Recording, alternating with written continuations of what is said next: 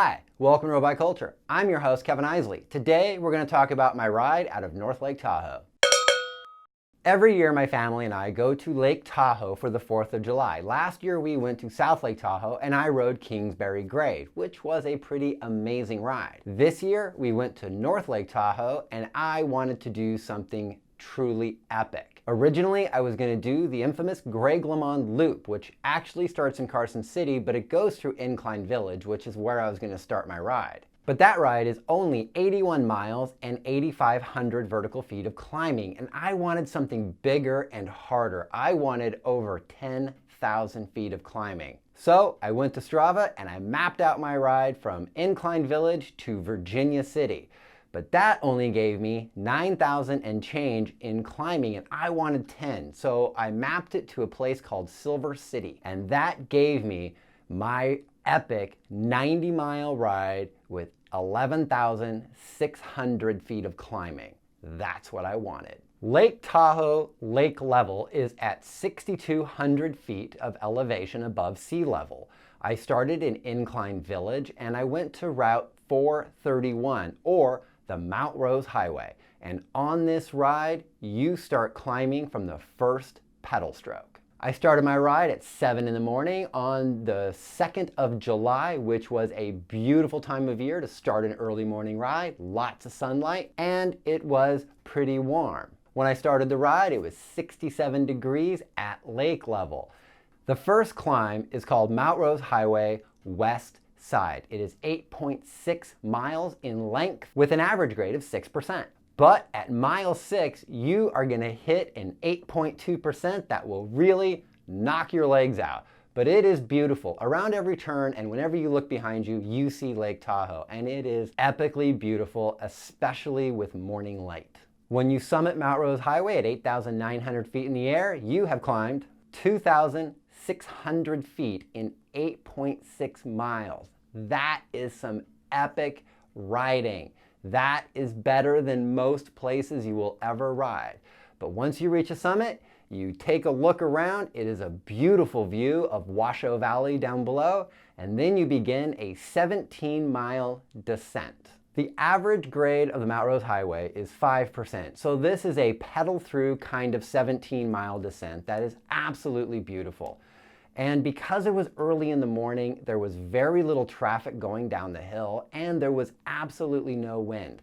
For those of you who have ever done mountain passes, you know the wind in the afternoons can be terrifying. Around every serpentine corner, there is a gust of wind coming at you from another direction, which makes you feel kind of wobbly and really ride your brakes.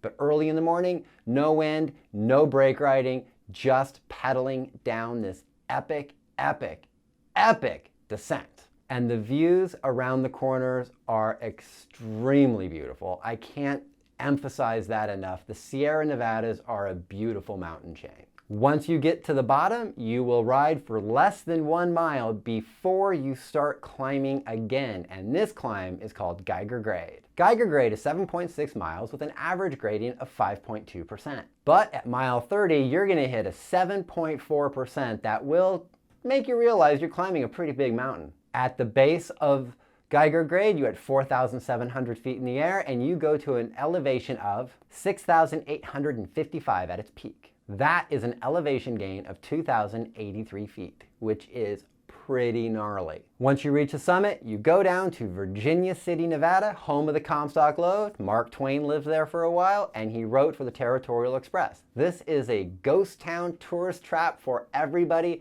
and it's really awesome here. I love Virginia City. I've been going there since I was a kid. It really brought back a lot of memories. From there, you do a radical descent that is super steep all the way down to a town called Silver City, and then you make a left-hand turn and you loop back up on Occidental Grade. Occidental Grade is about 6% for 10 miles, but at mile 44, you are going to hit an 8.4%, and it's going to be nice. You're just going to really love the desert at that point because it is hot, it is dry, and you might be running out of water. But don't worry, you'll be back to Virginia City real soon.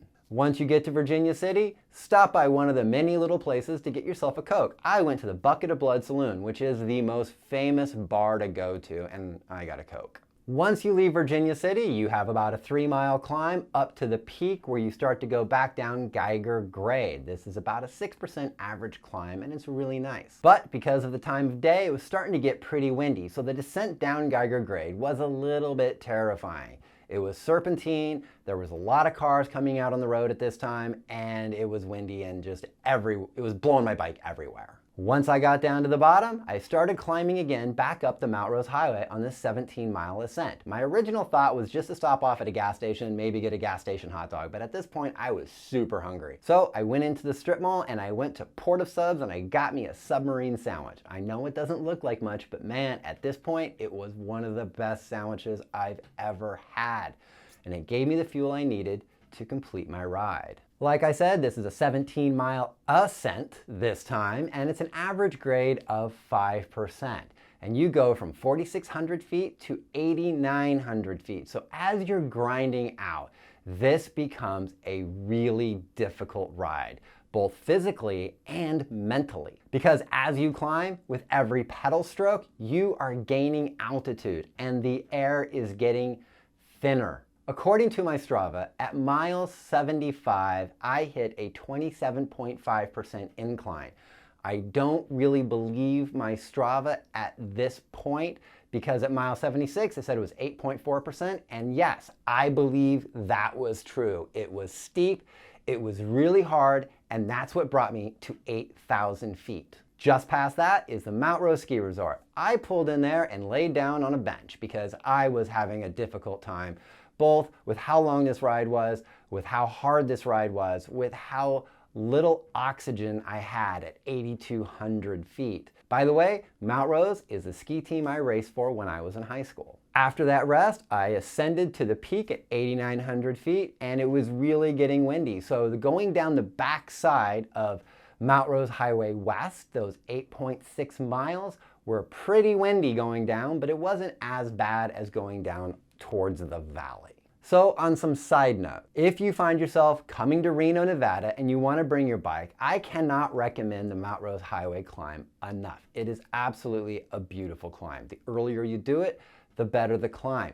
Route 431, Mount Rose Highway, is the main thoroughfare from Reno, Nevada to Lake Tahoe. So as the day gets later, people driving become more and more, and there's people towing boats to the lake, which can get pretty hair-raising going up a mountain pass on a narrow road. Well, I think that just about covers it. My solo effort from Incline Village to Silver City, Nevada, and back to Incline Village. This was one epic, epic ride, and I hope you really enjoyed this video. By the way, the drone footage and the footage of me descending was all done by my friend Christopher Mast over at Legion of Weirdos. I'll link his site down below along with my Strava. And as always, I'm on YouTube, I'm on Strava, I'm on Instagram, and I'm on Facebook.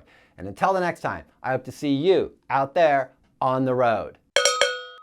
Hopefully doing some epic riding.